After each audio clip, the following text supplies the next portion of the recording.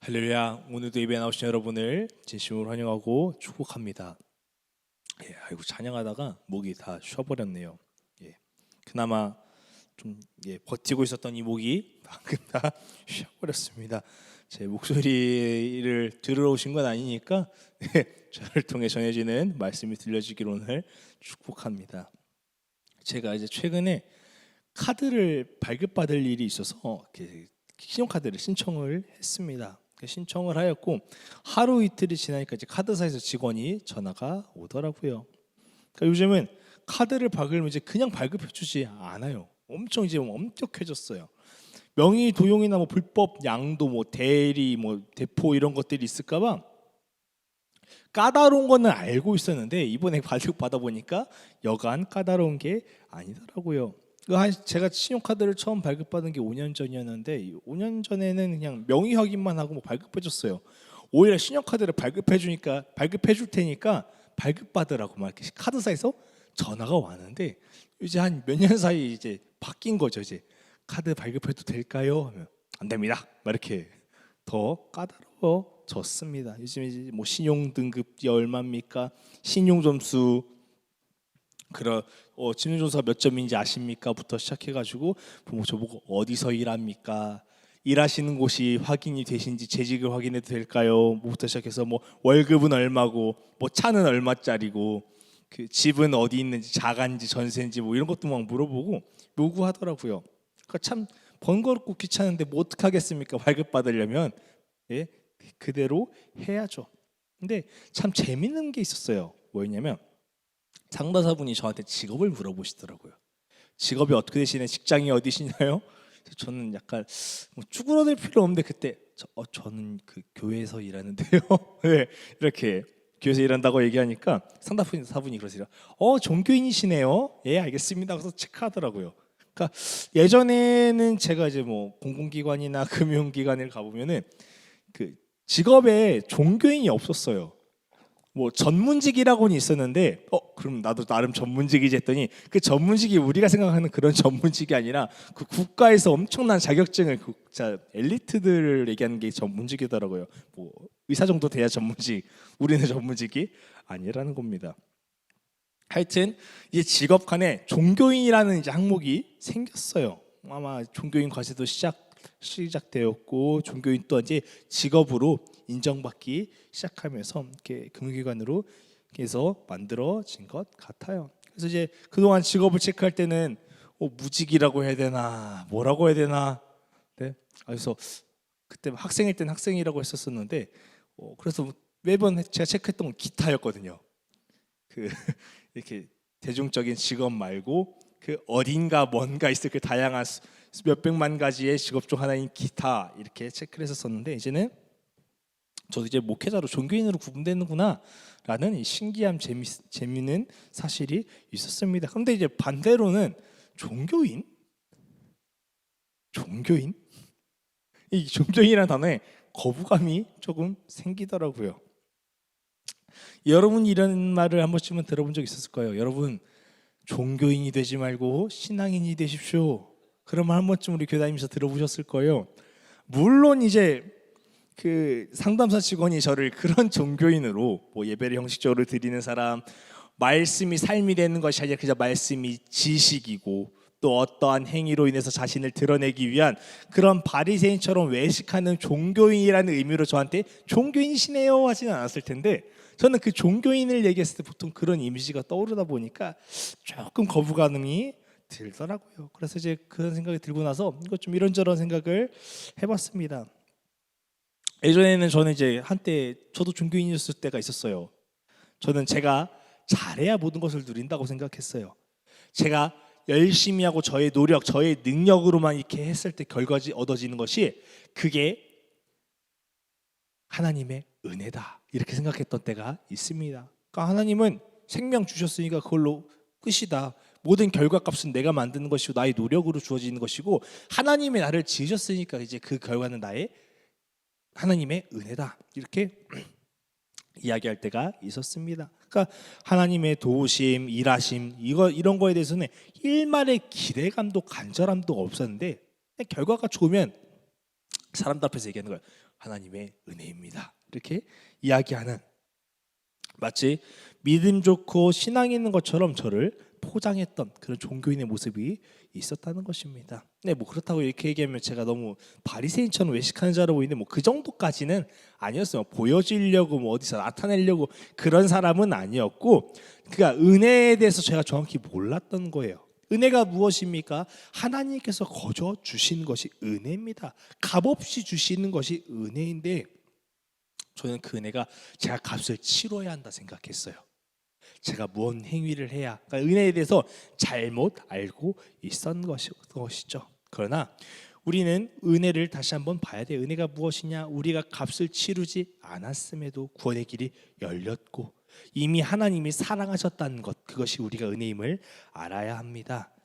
네, 이런 부분들이 저뿐만 아니라 많은 사람들이 헷갈리더라고요. 많은 신앙인들이 헷갈려요.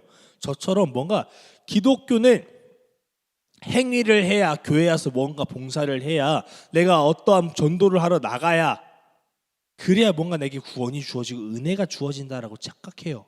마치 구원을 우리가 결제해야 되는 것처럼, 마일리지를 쌓아서 얻어야 되는 것처럼 그렇게 생각하는 사람들이 있다는 것입니다. 그러니까 이제 교회에서 억지로 하죠. 내가 하나님께 말씀 은혜 받고 내가 하나님 안에 거하니 마음에 감동돼서 교회에서 봉사하는 것이 아니라 왠지 해야 될 것 같으니까, 남들도 하니까 그렇게 하는 모습들이, 해야만 내가 뭔가를 성취감 있고 얻을 수 있을 것 같으니까, 그런 착각 속에 살아간 사람들이 있다는 것입니다. 그럼 만약에 혹시라도 그런 생각이 조금이라도 갖고 계시다면, 우리는 그리스도인이고 복음의 신앙인임을 기억하시길 바랍니다. 우리가 예배를 드리는 것은 하나님께 잘 보이려고 드리는 것이 아니에요. 하나님은 우리를 이미 사랑하셨습니다. 그래서 예수 그리스도를 보내셨죠. 우리가 하나님한테 잘 보이려고 기도하고 봉사하고 섬기고 헌신했더니 예수 그리스도를 보내겠다, 하나님께서 상으로 주신 것이 아니라 이미 사랑하셨고 보내시기로 작정하셨고 보내셔서 구원하셨다는 것입니다.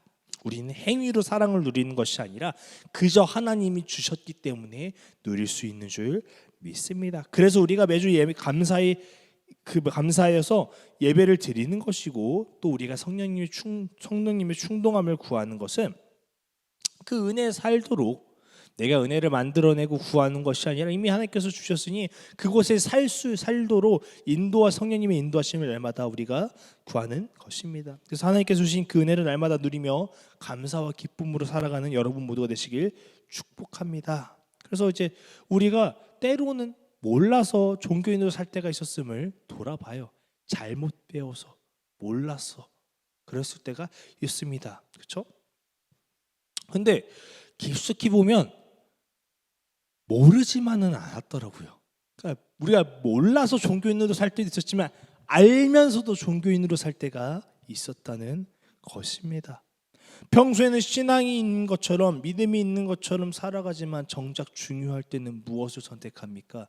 말씀이 아니라 자신의 방법, 세상의 진리, 그리고 교회에서는 신앙인, 이 세상에서는 별반 다르지 않는 그 모습, 그러니까 우리가 선택하면서 그렇게 종교인인 것처럼 우리의 의지대로 할 때가 있다는 것입니다. 그렇게 얘기하면 서로 불편해져요. 저도 불편합니다. 왜요? 찔리니까요. 안 찔린 사람은 거의 없을 것입니다. 이렇게 얘기하면 또 어떤 사람들이, 에이 전사님 다들 그러잖아요. 예? 아유 뭔 털어서 먼지 안 나온 사람 어디 있습니까? 그런 사람들은 어디 있습니까? 그런데 그쵸, 우리가 안에서는 신앙인처럼 살지만 세상에서는 그렇지 못할 때가 참 많습니다. 근데 못할 땐지 안 할 땐지 우리는 알아야 된다는 거예요. 못하는 건 다시 하나님 앞에 나와서 은혜를 구하고 믿음을 구하고 싸워야 될 일이지만, 알면서도 안 할 때, 내가 선택할 수 있음에도 세상을 선택했던 그 안 했던 때가 있다는 것입니다. 그 결과 이제 어떻게 됐습니까? 기독교가, 제가 차마 이야기는 그래서 멍멍이 도교가 됐습니다. 멍멍이 도교. 기독교가 멍멍이 도교로 만들었어요. 또 성도들의 삶을 통해서 성도들이 상처받고 비신자들이 교회를 떠납니다. 가난한 성도들이 생겨나기 시작해요. 근데 성도들만 문제일까요? 목회자도 삶이 그렇게 되었을 때는 이제 그 교회는 성도가 사라지고 그저 종교인들만 모이기 시작했다는 것입니다. 그런 하나님의 말씀을 선택하지 않는 교회의 특징은 하나님의 말씀이 우선되지 않습니다. 하나님의 말씀인 양 사람의 생각과 사람의 결정과 세상의 진료와 세상의 이 순리들이 우선되기 시작합니다. 주님의 몸된 교회라고 하면서 주님이 몸되지 않고 사람의 뜻이 되는 이 우선시하는 교회가 오늘날 우리의 교회의 모습이라는 것입니다. 여러분, 그런 곳에서 예배 드려지는 예배가 예배일까요? 물론 그 중에도 순수하게 예배 드리는 사람들이 있을 것입니다. 그러나 과연 그것을 우리가 예배라고 할 수 있을까? 하나님이 주인 되시지 않는 자들이 모였는데 얼마나 화려하든 거대하든 웅장하던 그것이 예배가 될 수 있을까요? 우리는 다시 한번 돌아보아야 한다는 것입니다. 분명히 우리는 선택할 기회가 있었어요. 선택할 기회가 말씀대로 살 것인지 아니면 세상의 방법대로 살 것인지. 그러나 세상의 유혹이 더 강하여 때로는 좀 더 쉬운 길로, 편한 길로 가고 싶어서 우리의 욕심이 잉태하여 세상을 택하여 죄를 저지른다는 것입니다. 오늘 말씀을 통해서 우리가 정말 종교인으로 끝나는 삶을 살고 있지는 않는지 돌아보길 원합니다. 만약에 찔림이 있다면 회개하시고 하나님 앞에 돌아오시길 축복합니다. 이 찔린다는 게 부끄러운 게 아니에요. 정말 부끄러운 건 찔렸을 때 내가 괜찮은 척하고 회개하지 않는 것이 정말 부끄러운 것입니다. 사람은 모르지만 하나님은 아십니다. 죄를 지었음에도 회개하지 못하는 것이 정말로 진정으로 부끄러운 것이지 내가 찔린 것이 부끄러운 것이 아니라는 것입니다. 여러분, 회개는 찔림은 하나님께 나아갈 은혜이자 축복이심을 보시고 나가시길 바랍니다. 자, 오늘 말씀을 보면 이삭과 리브가, 에서와 야곱이 나옵니다. 간략하게 요약하면 아브라함에 이어 이삭이 하나님의 축복을 받아서 이제 민족을 이끌어가고 있었습니다. 그리고 이삭의 아내 리브가와 그 사이에서 에서와 야곱 쌍둥이가 태어났습니다. 이삭은 첫 번째 아들을 사랑했어요. 사냥도 잘하고 짐승을 잘 잡아오니까.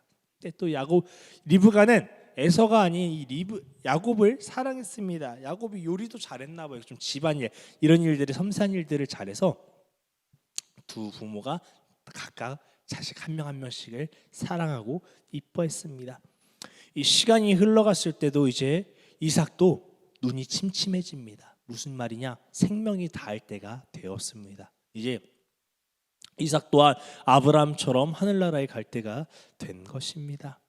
그래서 이제 아브라함이 이삭에게 축복했던 것처럼 이삭 또한 에서를 축복하기 위해 에서를 이제 불렀습니다. 에서야 부르자 이제 대답합니다. 아버지, 제가 여기 있습니다. 오늘 우리가 읽었던 말씀이죠. 1절부터 에서야, 너가 들에 나가서 내가 좋아하는 짐승을 잡아다가 요리를 해다오. 내가 그것을 먹으면 너에게 축복을 빌어줄게. 이렇게 이야기합니다.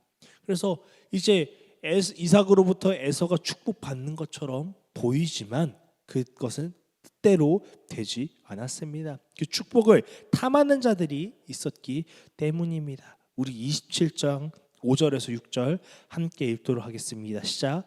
이삭이 그의 아들 에서에게 말할 때 리브가가 들었더니 에서가 사냥하여 오려고 들로 나가매 리브가가 그의 아들 야곱에게 말하여 이르되 내 아버지가 내 형 에서에게 말씀하시는 것을 내가 들으니 이르시기를.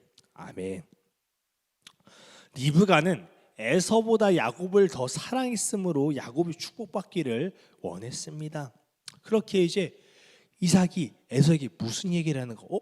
에서가 이삭이 장막으로 들어가네?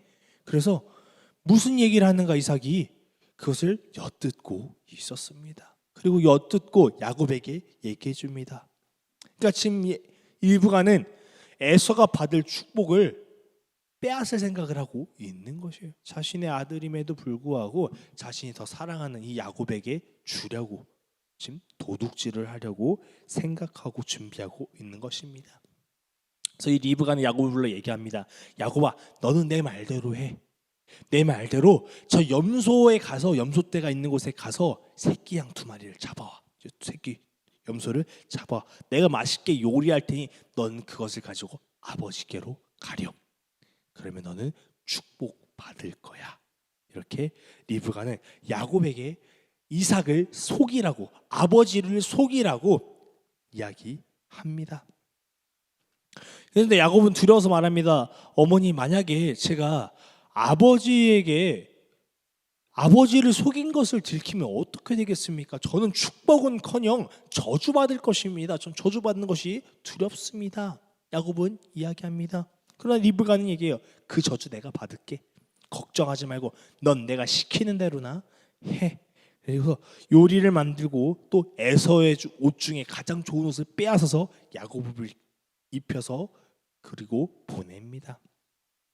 저는 이제 이런 장면을 보다가 이 이외에도 이제 에서와 야곱의 사이 팥죽 이야기부터 시작해가지고 이런 이야기를 보다가 생각났던 것이 있었어요. 뭐냐면 최근에 뜨거웠던 재벌집 막내 아들 드라마가 생각났습니다.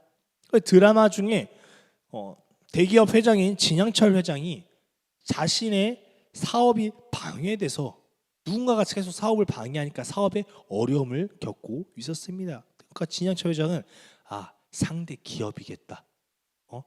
상대 자신과 대립되는 기업이 자신을 방해할 것이라 생각했고 그 예상되는 기업인을 자신에게 불러서 대화하기 시작합니다. 나한테 왜 그러냐고. 자, 기업인이 와서 이야기합니다. 아버지 수건 사업에 아들이 회방을 놓고 맏형이 차린 밥상에 동생이 재를 뿌리는 게 재벌가 패밀리십이 아닌가요? 이 기업인이 이렇게 이야기합니다. 그러니까 진양철 회장은 다른 세력이, 다른 기업이 자신의 사업을 방해하는 줄 알았었는데 정작 자기를 방해했던 사람은 자신의 둘째 아들이었던 것입니다. 참 부끄러운 게 진양철 회장만 몰랐어요. 바깥의 모든 사람들은 다 알고 있었어요. 이미 해외에서는 소문 났는데요. 회장님 모르셨습니까? 굉장히 분노하고 부끄러워하였습니다. 그래서 이 재벌집 막내 아들 드라마를 계속 보면 자식들은 아버지의 회사를 탐합니다. 아직 죽지 않은 그 아버지의 것을 가져오려고. 그리고 서로 싸워요. 그리고 또 아버지 회사를 지켜요. 또 형제들끼리 형제 피를 나눈 어쩌고저쩌고 하면서도 또 서로 물고 뜯고 싸웁니다. 이들의 갈등은 외부로부터가 아니라 가족, 내부로부터 시작되었습니다. 그러니까 이들은 남들이 봤을 때는 가족처럼 보이지만 사람들은 알아요. 가족이지만 가족보다 못한 존재임을. 피는 섞였지만 피가 물보다 진하다고 하지만 결국 피가 물보다 진하지 않음을 이들은 보여주는 것입니다. 그러니까 리브가와 야곱을 보니까 이 드라마와 별반 다르지 않더라고요. 가족의 것을 서로 탐냅니다. 그것을 가져가기 수단과 방법을 가리지 않습니다. 그렇죠? 이삭의 축복을 방해하려고, 이삭의 축복을 빼앗으려고 에서에게 주어지는 것을 방해하는 거예요. 그리고 그것을 도둑질하고 있습니다. 그러니까 어머니가 그러니까 그것을 보고 자식은 따라합니다. 어머니를 따라 야곱 또한 계속해서 거짓 도둑질을 저지른 것입니다. 자, 우리 20절 한번 읽어보도록 하겠습니다. 20절 시작. 이삭이 그의 아들에게 이르되 내 아들아 내가 어떻게 이같이 속히 잡았느냐. 그가 이르되 아버지의 하나님 여호와께서 나를 순조롭게 만나게 하셨음이다. 아멘. 에서는 들에 나가 사냥하러 갔습니다. 시간이 꽤 걸릴 일이에요. 그런데 요리하는 것도 시간이 걸릴 텐데 이삭이 놀라는 거죠. 이제 어떻게 이렇게 빨리 갖고 오지 요리를? 어떻게 이렇게 빨리 잡았지? 물어보는 거예요. 지금 이삭이라 생각하고 아들아 물어보는 거예요. 그러나 야곱은 대답합니다. 예, 아버지 여호와 하나님께서 미리 예비해 두셨습니다. 지금 이삭에게 자신이 에서인 것처럼 거짓 행세를 하였는데, 단순히 이제는 사람에게 거짓을 고하는 것이 아니라 하나님의 이름을 가지고 야곱은 거짓을 말하는 것입니다. 야곱은 축복받기 위해 수단과 방법을 가리지 않았습니다. 아버지를 속이는 것을 모자라 이제는 하나님의 이름을 팔아버리고 있는 것입니다. 축복은 이삭이 하겠지만, 그러나 그 축복을 주신 분은, 언약을 맺으신 분은 하나님이십니다. 그러나 지금 아이러니하게도 야곱은 그 축복을, 하나님의 이름을 팔아서 이삭에게 받으려고 하고 있는 것입니다. 여러분, 잘못된 신앙이 자식을 망쳤습니다. 잘못된 신앙이 자신의 욕망 앞에 하나님의 이름을 팔아먹는 모습이 야곱의 지금 모습인 것입니다. 물론 세상에 이런 말이 있습니다. 마지막에 웃는 자가 진정한 승자이다. 이 말의 뜻은 결국 과정이 어떠했든지 끝이 좋은 사람이 승자라는 것입니다. 그러니까 세상에서는 수단과 방법이 중요하지 않아요. 그러나 중요한 거 있습니다. 어느 정도요?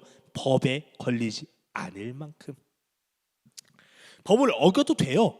그러나 법에 걸리지 않을 만큼, 법을 지키고 말고의 선이 아니라 법에 걸리지 않을 만큼, 사람에게 죄라고 인정받지 않으면 그 정도면 충분하다. 어떤 방법이든 괜찮다는 것입니다. 여러분, 이것이 세상의 이치고 진리라고 말합니다. 그렇게 해서라도 얻으면 박수 받습니다. 그것이 세상이라는 것입니다. 물론 모두가 다 그렇게 살지는 않아요. 그러나 이러한 것이 그냥 용납되는 것이 세상이라는 겁니다. 나는 그렇게 안 살지만 그럴 수도 있지. 다 그렇잖아. 이것이 세상이라고요. 지금 리브가와 야곱의 모습이 그랬어요. 이들은 축복을 가로채기 위해 남편을 속이고, 또 아버지를 속이고, 에서를 속이고, 형제를 속이고, 마지막으로 하나님의 이름을 거짓되게 사용하였습니다. 여러분, 우리가 하나님의 자녀로서 하나님의 말씀을 가지고 살겠습니다, 이렇게 다짐했지만 세상에서 어떻게 살았나 돌아보기 바랍니다. 하나님의 자녀인 것처럼 말씀을 가지고 살아겠다 다짐했지만 우리가 때로는 세상의 진리를 따르고 있지 않았나, 그것을 선택하고 있지 않았나 돌아보길 원합니다. 나뿐만 아니라 다른 성도들도 하는 걸, 권사님도 하고 장로님도 하는 걸, 우리 목사님도 해. 여러분, 모두가 한다고 해서 하나님이 이해하시는 것이 아닙니다. 하나님이 못 보시는 게 아니에요. 사람은 못 볼지 모르지만 하나님은 보고 계셔요. 하나님은 모든 것을 알고 계신다는 것입니다. 사람들은 착각해요. 은혜의 하나님이라며, 자비의 하나님이라며, 내가 이번 한 번 그랬다고 지옥에 가겠어? 사랑의 하나님이 날 덮어주시겠지? 나를 설마 벌하시겠어? 이렇게 스스로를 합리하며 성도인 척 종교인으로 살지 않았나 우리를 돌아보길 원합니다. 30절 이후를 보면 뒤늦게 에서가 돌아옵니다. 진짜 에서는 아버지의 말씀대로 사냥해서 잡아왔고 요리를 해서 가져왔습니다. 근데 이삭은 놀라요. 몸이 부들부들 떨릴 정도로. 무슨 일인가 싶어서. 이미 이삭은 야곱에게 축복을 주었기 때문입니다. 에서야, 난 너에게 더 이상 줄 축복이 없다. 아버지, 정말 조금이라도 저에게 주실 축복이 없습니까? 아니, 에서야, 나는 이미 야곱에게 모든 축복을 다 주어버렸다. 이삭은 그렇게 말할 수밖에 없었습니다. 에서는 절규합니다. 자신이 받을 축복. 야곱은 장자권을 저한테도 속였지만 이번에도 저를 또 속였습니다. 자신이 받은 축복을 사라져버림을, 이것을 절규하고 분노에, 슬픔에 가득 찬 것입니다. 그래서 야곱을 미워하였고 끝내 어떻게 됐냐? 아버지가 돌아가시면 야곱을 죽여버려야겠다. 에서는 다짐합니다. 여러분, 욕심은 욕심을 낳았습니다. 죄는 죄를 낳았습니다. 리브가의 거짓과 욕심이 야곱에게 나아졌고 야곱이 하나님의 이름을 망령되이 일컬었으며 그로 인해 에서와의 형제관계가 틀어졌고 가족이 와해됐고 에서는 살인을 결심하였다는 것입니다. 리브가, 이삭, 에서, 야곱, 이들은 가나안 다른 민족이 보기엔 하나님이 믿는 사람이었습니다. 그러나 겉보기에만 신앙인이었지 이들의 삶은 결국 종교인에 불과했다는 것입니다. 하나님의 축복을 충분히 누리고도 만족하지 못하는 이들의 모습, 이들로 이 모습으로 인해서 부모를 속이고 형제의 것을 탐하는 그 모습은 그리스도인으로서의 모습이 아니었습니다. 그 주변 가나안 민족들에게는 본이 되지 않았어요. 그저 실망거리였다는 사실입니다. 목회 데이터 연구소 자료에 따르면 이 새신자들이 또는 기성신자들이 이제 교회를 떠나는 이유 중에 가장 큰 이유 중에 하나가 무엇이냐 손꼽히는 이유는 다른 성도를 보고 시험이 들어서였습니다. 진정으로 하나님을 믿는다 말하고 울며 기도했고 선해 보였던 그 사람이 이 교회에서는 정말 믿음 좋았던 그 신실해 보였던 그 사람이 세상에 나가 정반대의 삶을 살기에 굉장히 도덕적이고 의롭고 베푸는 그 사람이 세상에 나가서는 그렇게 악한 삶을 살았기에 사람을 피해주고 욕심부리고 정반대로 사는 그 삶을 보니까 시험을 들어 교회를 떠난 것입니다.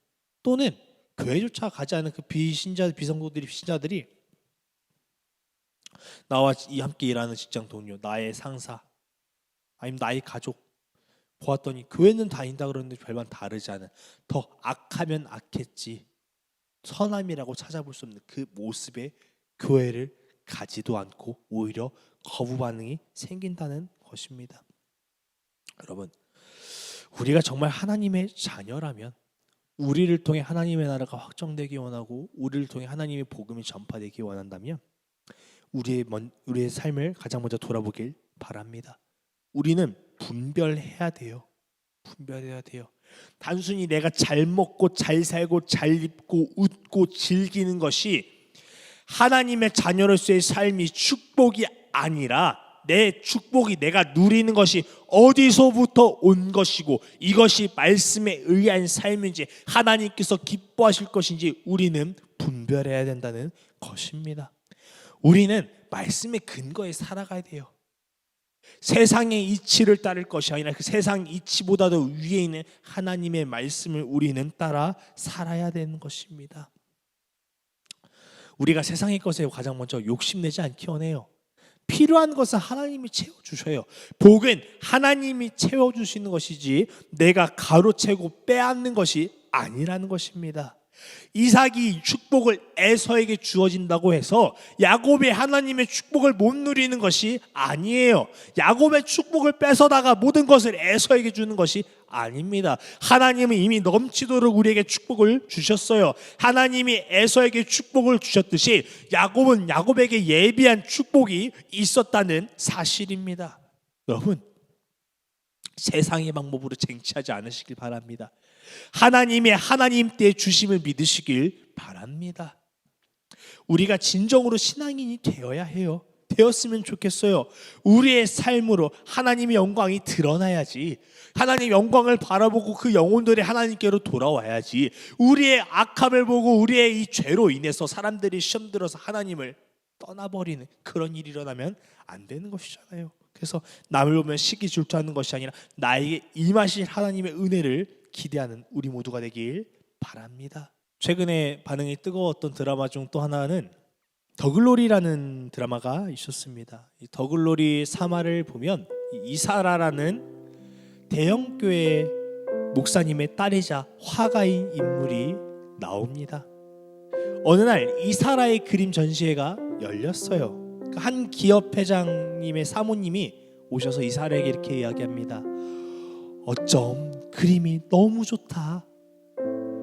주님께 이런 달란트를 받았을까 말합니다. 이사라는 그 말에 그저 아멘 하고 넘어갑니다. 그런데 그 옆에 친구들이 웃습니다. 이사라의 삶을 알았거든요. 이사라는 마약 중독자였습니다. 그가 그린 그림은 하나님이 주신 달란트, 그 영감, 재능으로 그린 것이 아니라 그녀가 하는 그 마약으로 인한 그 영감으로 그려진 그림이었습니다. 그녀는 대형교회 목사님 딸로 멀쩡하게 교회를 다니지만 그저 말씀의 지식을 하는 종교인이었을 뿐입니다. 여러분, 야곱이 자신의 아버지를 속이고 하나님의 이름을 거짓 증언하며 받은 그 축복이 정말 축복이라고 생각하십니까? 세상의 방법을 통해 기회를 쟁취하는 것, 그 기회를 놓치지 않는 것이 진정으로 신앙인의 자세라고 생각하십니까? 세상의 방법으로 취하는 것은 그리스도인의 모습이 아닙니다. 하나님의 축복은 하나님의 방법으로 주어지는 것입니다. 이제는 거짓 은혜를 하나님의 은혜라 하지 않으시길 바랍니다. 종교인의 삶을 벗어버리시길 바랍니다. 우린 더 이상 종교인으로 끝나선 안 되는 거예요. 진정한 복음을 알고 신앙인이 되시길 바랍니다. 우리가 종교인에서 신앙인이 될 때 교회는 회복될 것입니다. 우리를 통해 하나님의 영광이 드러나고 영혼 구원이 일어날 것입니다. 이 시간 함께 기도할 것은, 하나님, 제가 세상의 방법을 구했습니다. 하나님, 알죠? 아는데 이렇게 살아야 돼요. 오히려 적반하장으로 하나님께 우리의 뜻을 가르치고 있진 않았는지 지난 날을 돌이켜보길 바랍니다. 한 가지 더, 이제는 하나님, 우리가 하나님의 말씀대로 살겠습니다. 세상의 진리가 달콤하고 우선적인 것 같아도 우리가 그것을 바라보는 것이 아니라 하나님의 말씀을 가지고 살아가겠습니다. 하나님의 때에 이루실 그 은혜를 기대하고 기다리며 날마다 주님 순종하며 살아가겠습니다. 기도하며 나가겠습니다.